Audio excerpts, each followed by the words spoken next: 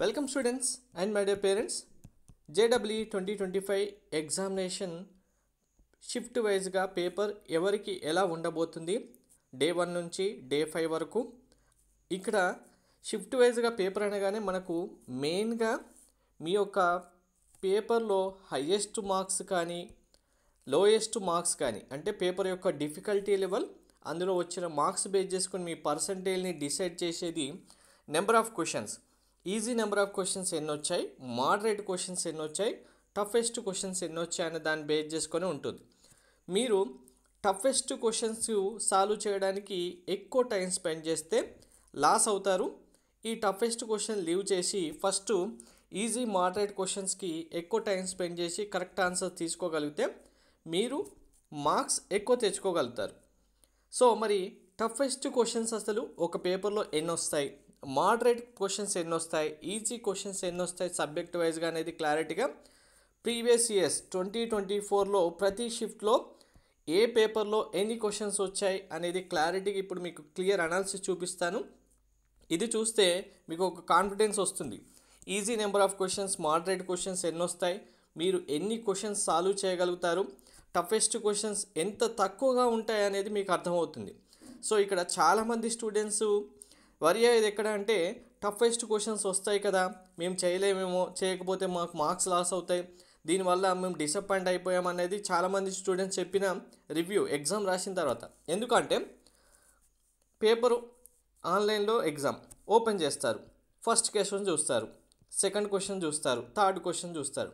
ఒకవేళ సీరియల్గా 3 questions toughest వచ్చి ఎక్కువ టైం తీసుకున్నాయంటే ఇక్కడే చాలామంది డిసప్పాయింట్ అవుతున్నారు. సబ్జెక్ట్ వైజ్గా పేపర్లో క్వశ్చన్స్ అన్నీ టఫ్గా ఉంటాయేమో, మేము ఆన్సర్ చేయలేమని, కానీ కాదు. ఎందుకు అనేది ఒక్కసారి ఈ అనాలిసిస్ చూస్తే మీకు క్లారిటీ అర్థమవుతుంది. వీడియో స్కిప్ చేయకుండా చూడండి, లైక్ చేసి తప్పకుండా షేర్ చేయండి. కంప్లీట్ గైడెన్స్ కోసం ఛానల్ సబ్స్క్రైబ్ చేసుకొని బెల్ బటన్ అయితే ప్రెస్ చేయండి. సో ఇది 2024 ఏప్రిల్ సెషన్లో మనకు డే 1 4th రోజు కండక్ట్ చేసిన మార్నింగ్ ఆఫ్టర్నూన్ షిఫ్ట్ ఎగ్జామ్ యొక్క పేపర్ డిఫికల్టీ లెవెల్ క్వశ్చన్స్ వైజ్గా easy moderate number of questions ఎన్నో వచ్చాయనేది ఒక్కసారి క్లియర్గా చూడండి. ఫిజిక్స్లో 1596, కెమిస్ట్రీలో 622, మ్యాథ్స్లో 1810-2. ఓవరాల్గా టఫెస్ట్ క్వశ్చన్స్ ఎన్ని వచ్చాయి, 10 క్వశ్చన్స్ వచ్చాయి. సో మీరు రాయాల్సిన క్వశ్చన్స్ ఎన్ని, లాస్ట్ ఇయర్ వరకు 90 క్వశ్చన్స్ ఉన్నాయి కాబట్టి మీకు కౌంట్ ఎక్కువ ఉంది. ఈ ఇయర్ నుంచి 75 క్వశ్చన్స్ ఉంటాయి కాబట్టి సో టఫెస్ట్ క్వశ్చన్స్ అనేవి లాస్ట్ ఇయర్ ఇప్పుడు ఇదే షిఫ్ట్ ఎగ్జాంపుల్గా తీసుకుంటే ఇందులో ఓన్లీ 8 క్వశ్చన్స్ టఫ్గా రావడానికి ఛాన్స్ ఉంటుంది. అప్పుడు మీకు easy moderate number of questions count ఎన్ని అవుతుంది అంటే కనుక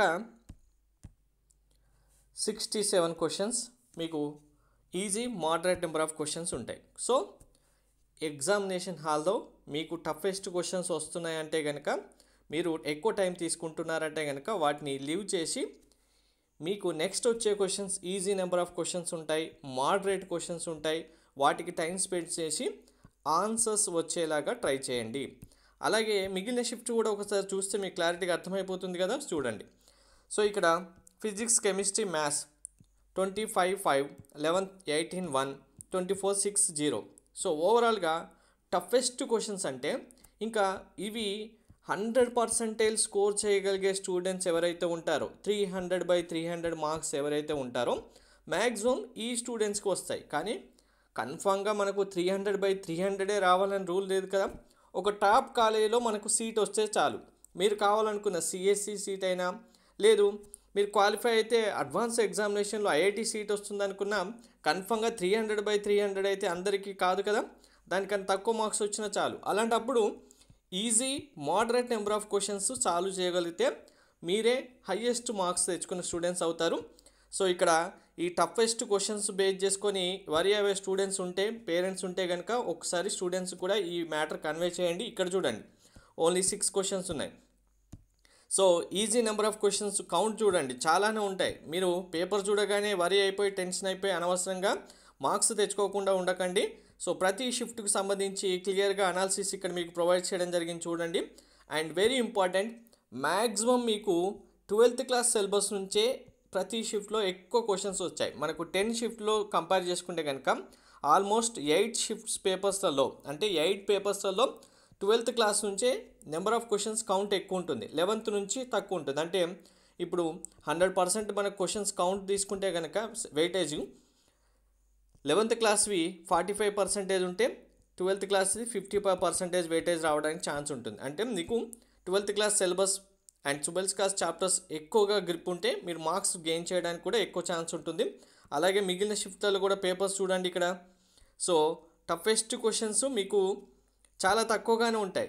మీరు అనవసరంగా వరి అవ్వకుండా easy moderate number of questions మీద గ్రిప్ తెచ్చుకోగలిగితే, వీటిని ఐడెంటిఫై చేసి రాయగలిగితేనే మీరు ఎక్కువ మార్క్స్ తెచ్చుకుంటారు. Thank you.